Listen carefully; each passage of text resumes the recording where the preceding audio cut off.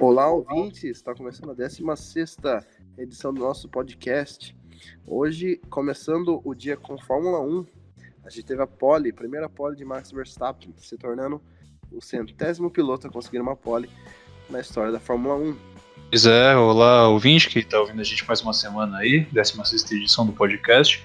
Primeira pole do Max Verstappen, tardou, mas não falhou. 3 anos depois da estreia dele na Fórmula 1, né? Até mais, na verdade, né? Ele, desde 2015, na verdade, ele tá na Fórmula 1. Conseguiu sua primeira pole aí, andando em alto nível faz bastante tempo. Mas conseguiu aí chegar na terra prometida da pole position. Mas a corrida não foi tão bem para ele como parecia, né? Ele que largou na pole e liderou, né, a maioria das voltas com um domínio, né? Se não fosse a estratégia da Mercedes de parar um pouco antes para pegar ele, né, com os pneus mais novos, ele teria ganho. Bom, o Max está fazendo uma temporada excepcional, né? Tá encostando aí no Bottas e a gente vê que o carro da Red Bull tá muito superior ao da Ferrari e até mesmo aí eu diria que tá bem pertinho da Mercedes, né? Porque largando da pole, ele conseguiu segurar bastante voltas aí a Mercedes. Então a gente dá para ver um horizonte que a Red Bull aí pode brigar por alguma coisinha a mais. Creio eu que ainda não próximo à Mercedes, porque em potência a Honda ainda é inferior à Mercedes, obviamente. Mas em aerodinâmica, a Red Bull sempre fez um carro muito bom, né? Esse ano não foi diferente. Nos anos anteriores com a Renault, a Red Bull sempre brigava porque tinha um chassi muito bom. E a parte aerodinâmica também sensacional. E o circuito da Hungria, onde esses fatores se mostram gritantes sobre o motor, né? A gente tem retas curtas e a aerodinâmica acaba sendo mais importante do que a potência bruta nesses casos. A aerodinâmica que tem sido o principal problema da Ferrari, né? E a Ferrari tem problemas na concepção da asa dianteira, que está sendo um grande problema desse carro, e eles ficaram 1 minuto atrás dos concorrentes, né? Isso a gente mostra que a Ferrari, que começou a pré-temporada como a favorita para o título, hoje vem até perdendo para a Red Bull, né? Creio eu que se o Gasly tivesse fazendo uma temporada acompanhando o Max, a Ferrari já estaria em terceiro nos construtores, né? A gente vê dois horizontes, né, diferentes entre Bottas e Gasly, Hamilton e Max, né? São 4 caras com ótimos equipamentos de ponta, só que apenas 2 entregam pontos bons para a equipe, né? Exatamente, a Ferrari que tem talvez dos 3 times de ponta que tem o melhor equilíbrio entre pilotos, né? Tem 2 pilotos bons, tem um tetracampeão mundial e tem um Leclerc, que querendo ou não é uma promessa. Embora ele esteja sentindo um pouquinho a pressão da equipe Ferrari, ele é um excelente piloto. Enquanto a Mercedes tem o Hamilton, que é excelente, o Bottas capengando com dificuldades para manter seu lugar para o ano que vem. A Red Bull a mesma coisa, o Gasly sentiu totalmente a pressão, já está sendo criticado pelos dirigentes da equipe, talvez nem termine a temporada, né? E enquanto a Ferrari tem um equilíbrio, consegue pontuar sempre de maneira consistente com os 2 carros. Mas, querendo ou não, como eu disse, né, a Ferrari tem problema na aerodinâmica do carro, a asa dianteira é muito curta, muito estreita, em quesito de largura, e o ar acaba chegando, os fluxos de ar acabam chegando muito deturpados e distorcidos no difusor lá atrás, o que deixa o carro muito instável aerodinamicamente. E enquanto a Mercedes e a Red Bull não tem esse problema, né? Isso lembra a Ferrari de 2014, né, com a concepção de um bico totalmente diferente dos outros. E a Ferrari pecou nisso de novo. Em equilíbrio de equipes, né, a Ferrari mantém o Charles Leclerc e o Vettel sempre ali pontuando um atrás do outro, né? E a gente vê que o Gasly e o Bottas estão tendo muita dificuldade em fazer uma regularidade melhor. Acho que a Red Bull ainda está demorando muito para se pronunciar da habilidade do Gasly, e é uma coisa que a gente não via antes, né? A gente viu em 2016 que teve 2 problemas, 2 acidentes e já foi rebaixado, né? Exatamente, foi mais por pressão externa, né, que a gente tinha Jos Verstappen, que é o pai do Max, pressionando dentro da equipe, e a partir do momento que o Vettel, que em 2016 ainda tinha muita influência dentro da Red Bull, foi falar com o próprio Helmut Marko, acabou acabou pesando negativamente aí na carreira do Kvyat, né? E não acontece a mesma coisa com o Gasly porque ele bate pouco, vamos dizer assim. Ele, de incidente mesmo em corrida, só teve na semana retrasada na Alemanha. Fora isso, ele sempre tenta terminar as corridas, pontua mesmo que pouco, e tá levando sua carreira respirando com a ajuda de aparelhos aí até o final do ano. A gente vê que ele é bom, né? Os títulos de estudo, né? Foi campeão da GP2, porém não tá conseguindo acompanhar o ritmo de corrida, né? Ele que não usou o acerto do Max nessa corrida, ele não foi bem de novo. Talvez o piloto não tenha se acertado ainda com o carro, né? Eu acho que é isso que o Helmut Marko tá tentando fazer. Espera aí que o Gasly ou ele endireita ou ele entorta, né? E a gente sabe que a Red Bull não é uma equipe de contratos de longos anos, né? Eles apenas têm contratos. Se o piloto não for bem, ele já é cortado. Isso é uma coisa muito legal da Red Bull, né? Bem diferente de outras equipes. Exatamente. Enquanto isso, a gente vê pilotos chutados pela própria Red Bull, como o próprio Carlos Sainz, né? Voando lá na McLaren, né? Que o segundo, quinto lugar consecutivo dele para o carro que a McLaren tem é um resultado excelente. Ele tá batendo no Lando Norris, que é o prodígio inglês, ele tá tendo excelentes resultados comparado ao menino inglês. Comemorando, tá leve, tá despreocupado, talvez o melhor ano da carreira do espanhol. Com certeza. O Sainz que vem fazendo uma boa relação de pontos altos, né? Quinto lugar é bom para a McLaren, porém ele não está tendo muita visibilidade quanto o Norris, né? Mas é bem legal a gente salientar que o Sainz aí, ele merece aí uma chance melhor, ele que sempre foi um piloto regular, né? Também fez P4 com o STR, não foi tão bem na Renault, né? A Renault que sempre não foi uma equipe muito boa, mas aí salientar a melhora da McLaren e a regularidade do Sainz, né? Exatamente. O Norris, que sendo justo com ele teve bastante problemas mecânicos essa temporada. Né? Teve quebra de suspensão no Canadá, teve problemas de motor. Na Alemanha mesmo, né? Teve problemas na estratégia com a equipe nessa corrida desse final de semana na Hungria. Conseguiu o nono lugar, né? Mas, querendo ou não, ele ficou atrás do Carlos Sainz. Os dois que possivelmente têm a melhor relação de companheiros de equipe no grid da Fórmula 1 hoje, né? Os dois são muito amigos, pelo que a gente vê nos vídeos institucionais da McLaren. E é uma coisa que não se vê muito na Fórmula 1, né? Então, a McLaren que tem um clima muito amistoso, né? Um clima já bem leve na equipe, né? Não é aquele clima de tensão que estava antes, porque os dois pilotos ainda não têm aquela pretensão de ganhar corridas, nem mesmo de pódios, né? Já com o Fernando Alonso já tinha uma obrigação a mais, porque ele era um piloto que veio da promessa de que a McLaren teria que melhorar, né? Então aí a gente vê até foto do Zac Brown fazendo churrasco com o Lando, o Sainz brincando, né? A gente vê que tem uma relação muito boa aí que a McLaren está criando com esses dois pilotos jovens. Exatamente. Outro ponto a ser destacado na corrida desse final de semana foi a briga, né, vamos dizer assim, entre o Daniel Ricciardo e o Kevin Magnussen, né, que acabaram trocando farpas ao longo da corrida, né, o Magnussen que sempre talvez seja o piloto que melhor defende posição no grid, eu acho que ele é até melhor que o Verstappen, ele é bastante duro, porém ele acabou irritando bastante o Ricciardo ao longo da corrida aí. O Ricciardo deferiu vários palavrões para ele durante a corrida. Mostrou o dedo do meio após a bandeirada. O Ricciardo que ficou travado na 14ª posição por não conseguir ultrapassar a raiz do Kevin Magnussen.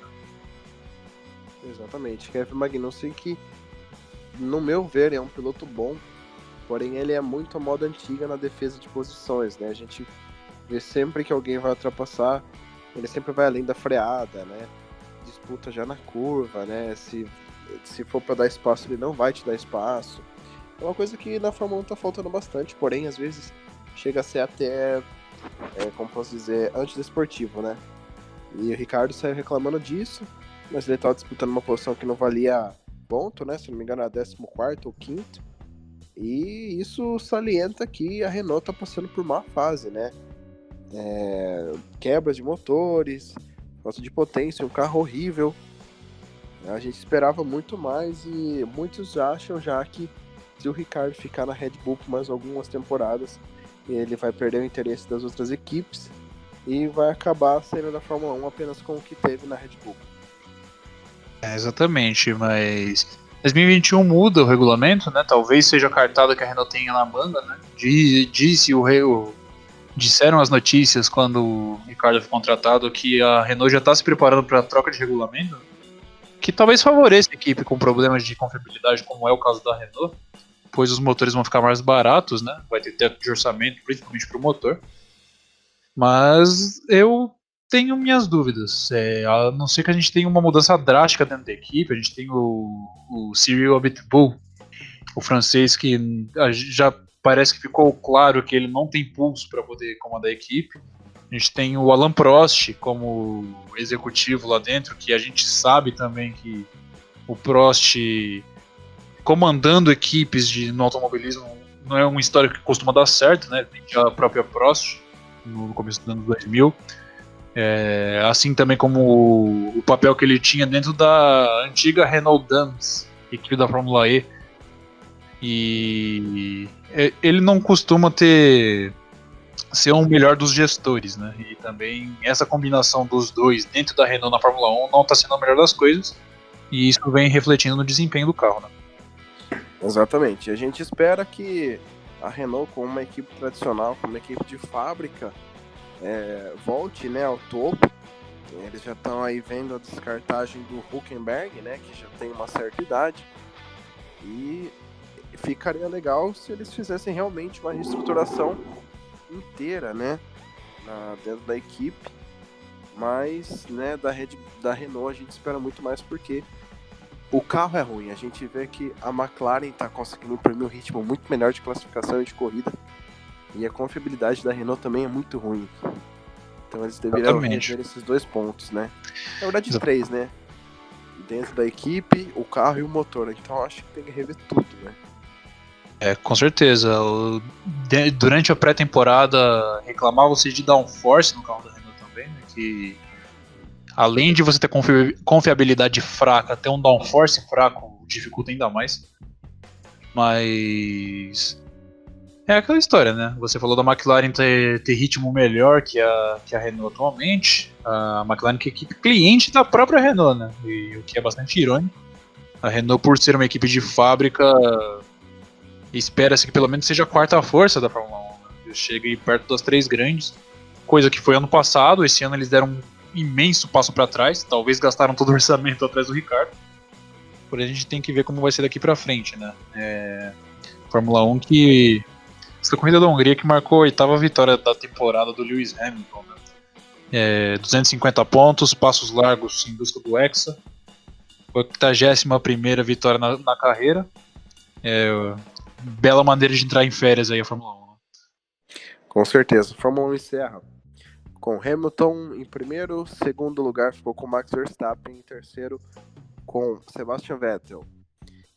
Ainda ficamos na Hungria com a Fórmula 2.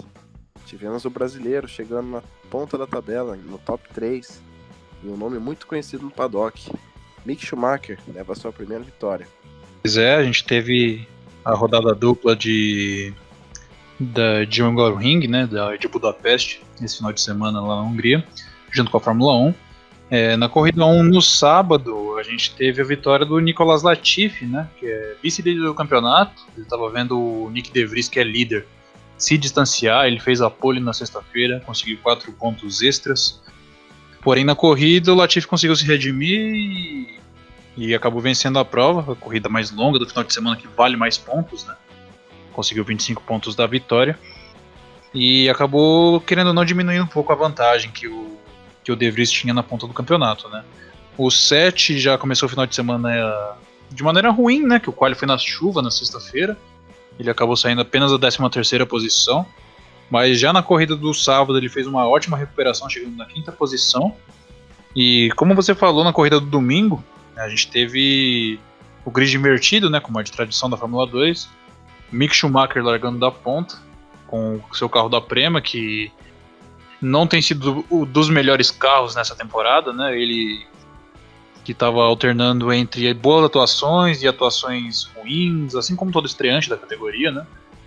Ele acabou largando da ponta na corrida 2 no domingo, liderou todas as voltas, venceu sua primeira corrida na categoria, atraindo uma mídia incrível para não só para a categoria, mas para o fato dele ter conseguido isso, para mostrar que a velocidade está no sangue dele, não só no sobrenome. E acabou conquistando sua primeira vitória na temporada. Na corrida do sábado, o Nobuharu Matsushita, japonês da Carlin, foi segundo colocado, e o Sete Câmara foi terceiro, né? Apesar de um início ruim de final de semana, ele acabou chegando na terceira posição, resultado que lhe rendeu também o terceiro lugar no campeonato de pilotos, né? Ficando atrás apenas do De Vries e do seu companheiro de equipe, o Latifi. E quem sabe ele pode ter um gás aí no final da temporada, né? Ele que chegou a corrida muito bem colocado, marcou pontos importantes e aí pode estar fechando o campeonato numa ótima posição. Talvez a luta pelo título já esteja longe, mas ele pode aí pegar uns bons pontos para superlicença, para talvez no ano que vem cavar uma vaguinha na Fórmula 1. Realmente, faltam apenas 8 etapas, né, contando as 4 rodadas duplas que a gente ainda tem no campeonato. Talvez, se ele tiver uma boa recuperação daqui para frente, ele ainda possa chegar, mas é meio difícil. A gente tem Spa, Monza, Sochi na Rússia e Abu Dhabi na última etapa. E quem sabe, se ele tiver bons resultados, a gente sabe que em Spa ele anda muito bem, foi onde ele conseguiu a primeira vitória na categoria, ele consiga alcançar os líderes, né? No momento, o déficit dele para o Nick De Vries, que é o líder do campeonato, é de, vamos ver, 50, 60, 70, 80, 90, 55 pontos atrás está o Sete Câmara. O De Vries realmente ele abriu uma boa distância, vamos dizer assim. Exatamente. Eu acho que talvez pro brasileiro, eu acho que estaria descartado já essa luta pelo título. Não que seja impossível, porém, né, a gente sabe das nuances do esporte. Mas aí eu acho que ele se contentaria muito bem com o terceiro lugar, né? Exatamente, já gera pontos importantes para a superlicença. Ele que ouviu-se um boato que ele estava negociando com a Williams durante um tempo, né? Quem sabe até alguma outra equipe. Ano que vem especula-se que vai abrir vaga na Renault, na Haas, em diversas outras equipes. Vamos ver como vai funcionar o mercado, a dança das cadeiras aqui pra frente. Né? Exatamente. A gente não sabe se a Williams ainda vai ficar com a dupla de pilotos, né? A que todos sabem, Sérgio Sete Câmara estava sendo cotado aí para a vaga da Williams. Bom, agora a gente temos NASCAR. Tivemos o Derby de Eldora na quinta-feira, prova que foi dominada pelo Chase Briscoe na caminhonete Ford número 27, porém também a vitória caiu no colo de Stuart Friesen, sua primeira vitória, um piloto especialista em dirt tracks, né?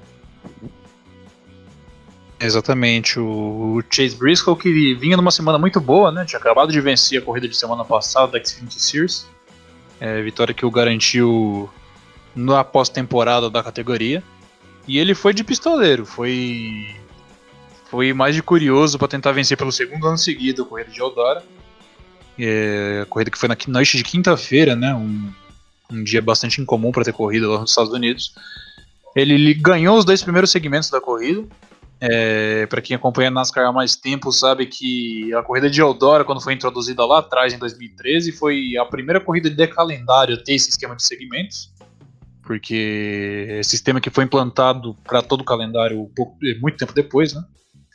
E ele venceu os 2 segmentos, e mais uma estratégia diferente do Stuart Friesen o colocou na ponta. Ele fez uma parada a menos que o Chase Briscoe e acabou ficando de cara pro vento, né? Enquanto o Briscoe ficou no meio do pelotão, se envolveu em diversos acidentes, amassou muito o truck dele, e mesmo assim, com todas as dificuldades, ele ainda chegou na 7ª posição.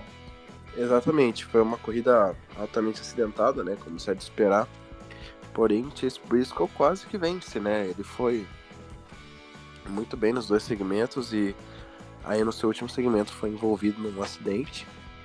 Porém, a caminhonete dele não se abalou tanto e ele conseguiu ainda terminar na zona de pontuação. Stuart Friesen, que fez sua primeira vitória, classificado para os playoffs. E aí as coisas se apertam para os pilotos mais clássicos da categoria, né, como Matt Crafton, entre outros. Exatamente. Agora que a gente está chegando ao final da temporada regular, principalmente da Truck Series, né? A gente vai ficar apenas com Michigan e Bristol ainda na temporada regular. Faltam apenas 2 etapas. Tem muita gente com a corda no pescoço ainda. Tem uma vaguinha. Como é o caso do Matt Crafton, que você disse, do Todd Gilliland também na poderosa caminhonete número 4, que todos os anos veio despontando por aí como candidato ao título. E vários outros pilotos também passando apuros nesse final de temporada regular. Era o caso do próprio Stuart Friesen, que acabou tirando a corda do pescoço com sua primeira vitória na categoria. E vai disputar os playoffs aí da Truck Series pela primeira vez. Playoffs que começam lá no circuito misto de Mosport, no Canadá, que vai ter a participação ilustre de Alex Tagliani no Truck 51, né? Com certeza. Kyle Busch, que agora ele tá recrutando esses pilotos mais velhos, porém experientes. Eu acho que aí, eu não sendo torcedor da Toyota, porém, eu marcaria uma boa por participação do Alex Tagliani, né, que é um dos especialistas em mistos, né, seria bem legal ver ele aí ganhando uma corrida e tudo mais. Xfinity Series, a gente agora vai para o misto de Watkins Glen. Também tivemos a primeira vitória de um outro cara que estava devendo muito. Austin Cindric. Pois Ganhou finalmente no seu Mustang 22. Uma batalha aí de estratégia, superando aí a concorrência e vencendo sua primeira corrida na Xfinity Series. Pois é, o senhor apronta tudo, calou a boca de todo mundo que criticava ele, principalmente a gente aqui no nosso podcast semanal. Ele que se mostrou um piloto muito bom no misto de Watkins Glen. Durante todo o dia a liderança da corrida ficou revezando entre ele e o AJ Allmendinger. AJ Allmendinger que também era um pistoleiro, né? A gente sabe muito bem que ele é excelente piloto de circuitos mistos. Chegou a ganhar corrida na Cup Series em circuitos mistos, se eu não me engano. Foi em Watkins Glen mesmo que ele ganhou, né, pela Cup. E o Cindric acabou pegando a liderança no final da corrida de maneira incrível, com direito a bump, pass e tudo. Venceu sua primeira corrida na temporada, se tornou, se eu não me engano, acho que o 5º piloto diferente a ganhar a corrida nessa temporada e garantiu sua vaga nos playoffs também. Né? Que a Xfinity Series está tudo embolado, pouca gente classificada, poucas corridas faltando e a briga pelas vagas finais tá cada vez mais acirrada. Allmendinger fazendo umas boas provas, né? Voltando para a Xfinity no carro 10. Não é uma equipe favorita, nem tão boa assim, né? O Allmendinger, que é bom sempre em mistos, foi desclassificado, né? Teve o carro irregular, então eu acho que a vitória ali não adiantaria nada para ele. No final da prova ele ficou chateado, né? Mas depois saiu aí que ele foi desclassificado mais uma vez, depois de ele ter vindo de um bom 1-2-3 da Cowlin, né? Numa corrida que ele participou. Bom, Daytona, se eu não me engano. Exato, Daytona, que foi um final de semana que teve a 400, né? Isso, exatamente. É uma pena, né, que o Allmendinger ele era piloto do 47 na Cup Series até 2017, se eu não me engano, né? Daí ele acabou cedendo lugar pro Ryan Preece. Cedendo lugar pro Ryan Preece no 47. E ele chegou a ganhar a corrida em Watkins Glen, se eu não me engano, em 2014 ou 2013, não tô lembrado agora com certeza o ano. E fez parte da pós-temporada da Cup Series por causa dessa vitória. É um piloto muito bom, teve passagem na Indy já no passado, foi piloto da Penske também, né? Porém, exatamente, nas poucas aparições que tem feito, tem passado esse tipo de situação. É uma pena para ele. Quem herdou o segundo lugar por causa da desclassificação dele foi o Christopher Bell, né? Ele forte candidato ao título, pontuou muito bem esse final de semana. É provável que ele já vai ter uma margem muito boa no início dos playoffs. E o Justin Allgaier, né, que é um dos pilotos com a corda no pescoço, conseguiu a terceira posição com um excelente resultado para ele. Com certeza. Christopher Bell que vai ser um bom candidato ao título, né? Talvez faria bem sentido ele ganhar, né? Ele, Tyler Reddick, né? E Tyler Reddick que não fez uma prova muito boa, né? Muito apagado. Teve problemas Na primeira volta atravessou a chicane, mas aí marcou aí a primeira vitória do Austin Cindric, né?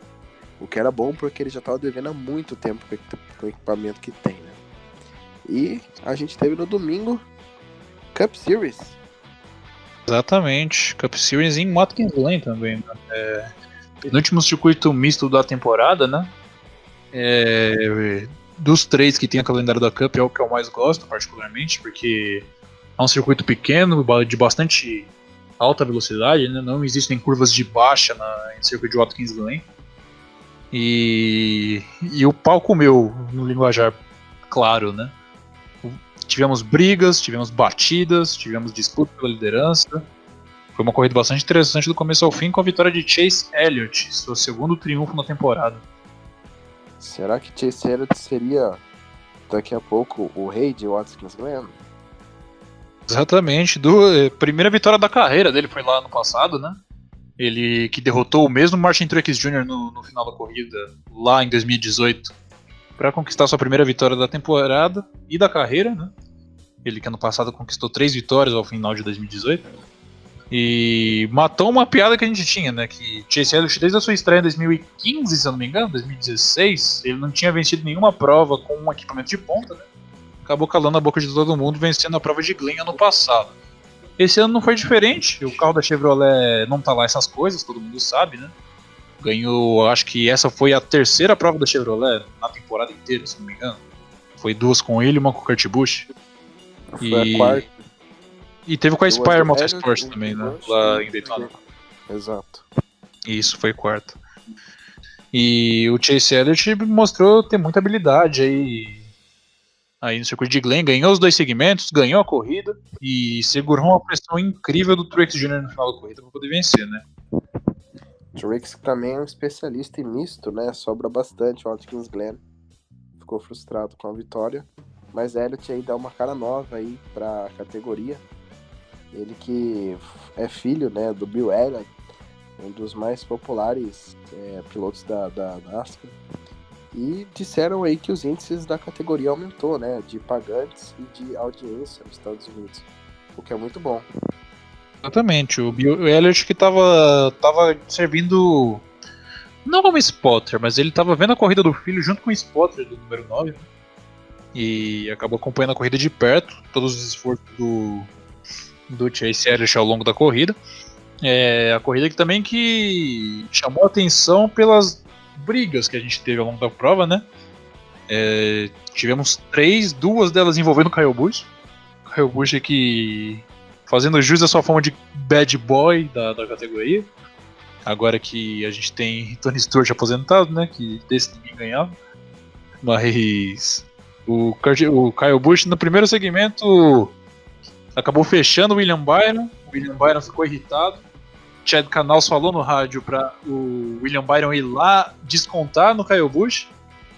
Aí ele fez da maneira errada, chegou na traseira do Kyle Busch fez um brake check nele, furou o radiador do carro 24. Resultado, William Byron danificado, chegou apenas na 21ª posição e se prejudicou muito na briga por uma vaga nos playoffs, né? Exatamente, fora isso, Kyle Busch teve outra treta com Bubba Wallace, né, que foi o causador da batida do Bubba na barreira, né, e o Isso. Bubba com sangue quente descontou, né. Exatamente, o Bubba que tinha acabou por bater no carrossel e determinar ponto na corrida, se eu não me engano foi no segmento número 2.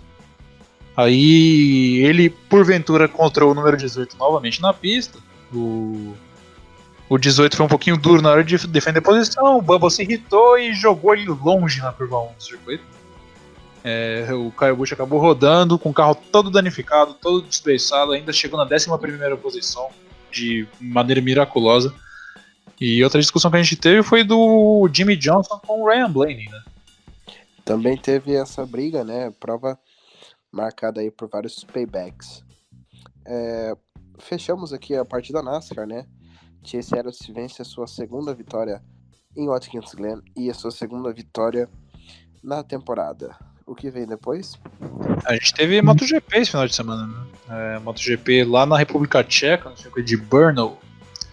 Vitória de Marc Marquez, para variar, né? Venceu com toda a maestria, toda a tranquilidade do mundo. Aproveitou a sua superioridade. 50ª vitória da carreira da Formiga Atômica. Com Andrea Dovizioso da Ducati em segundo. E Jack Miller, da equipe satélite da Ducati, em terceiro. Uma excelente prova dele aí. E o destaque negativo ficou por parte dos pilotos da Yamaha, né? O melhor colocado da Yamaha foi o Valentino Rossi em sexto. Uma moto que é muito deficiente de reta, principalmente, né? O circuito de Brno, quem conhece sabe, é muito dotado de retas, subidas e descidas e curvas de alta. E a moto da Yamaha acabou sofrendo muito. O campeonato está praticamente morto já na MotoGP, né? Que o Marques chegou, se eu não me engano, a sua quinta ou sexta vitória nessa temporada.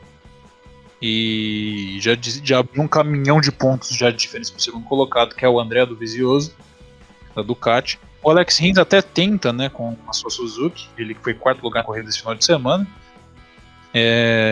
Porém, tá ficando cada vez mais para longe, tá difícil, e o Marques vem carregando a Ducati nas costas, a Honda, aliás, nas costas, né? Ele foi o melhor piloto da Honda nessa corrida. O companheiro de equipe dele, da equipe de fábrica da Honda, que é o Jorge Lorenzo, segue lesionado por causa do acidente no treino 1 lá na Holanda. Ele ainda está afastado, ele que a gente sabe muito bem que ele é muito bichado, de vidro praticamente, se machuca muito fácil.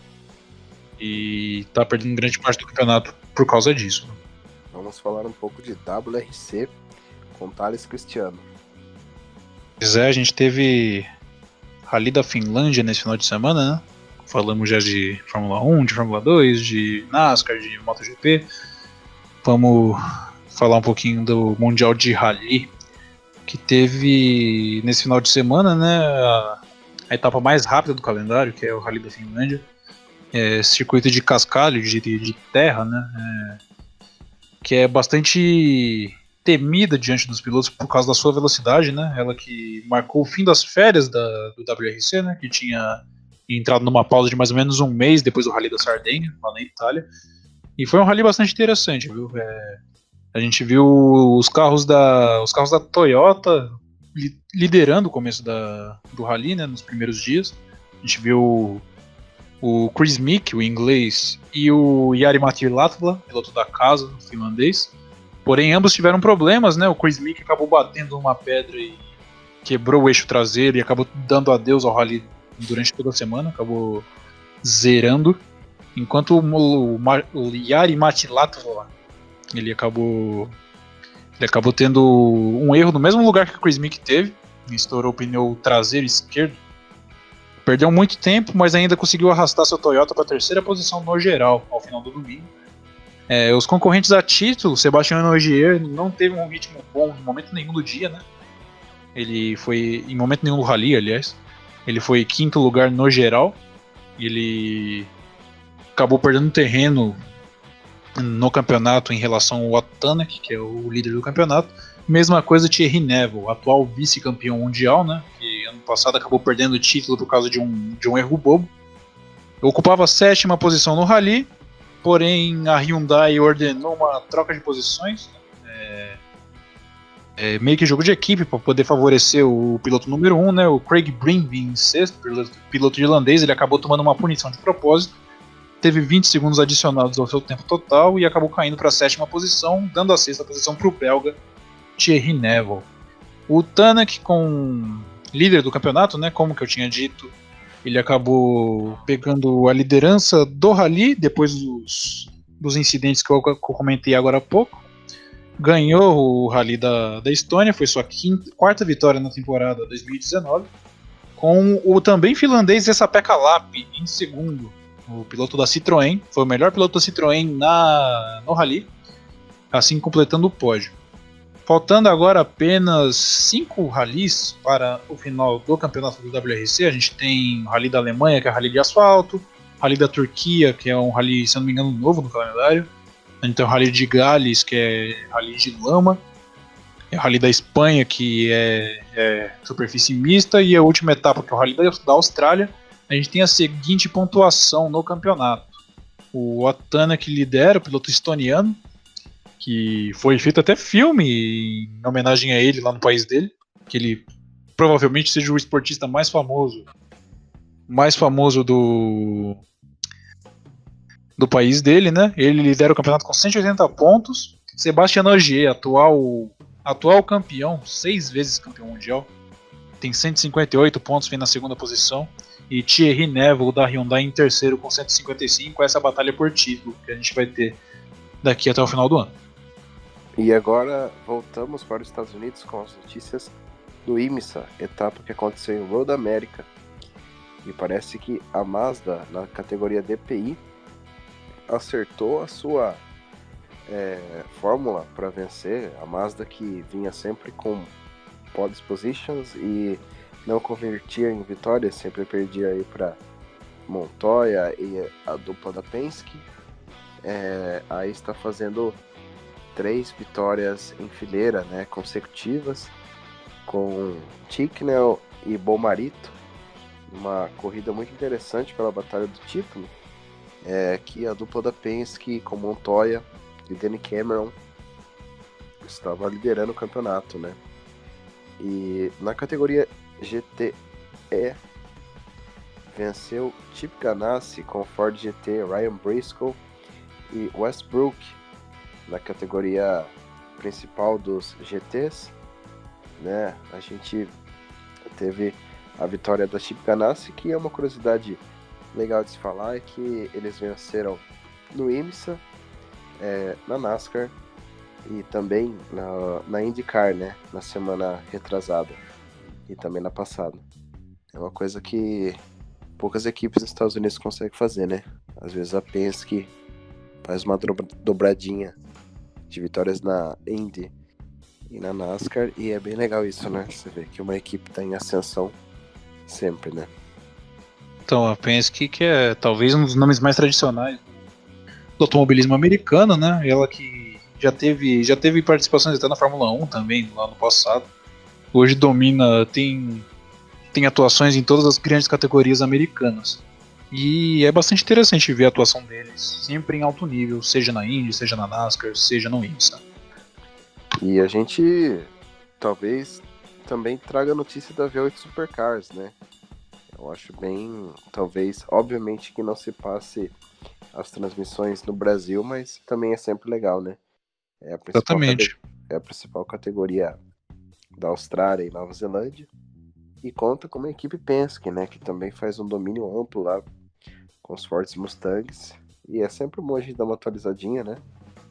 Pra sempre deixar o fã do automobilismo a par dos assuntos. Bom, meu nome é Luiz Andretti, ao meu lado mais uma vez, Thales Cristiano. Esse foi o nosso podcast da semana, número 16. Pois é, obrigado para quem acompanhou a gente mais uma semana aí. Semana que vem a gente está de volta com mais atualizações sobre o mundo do automobilismo. Tchau, tchau.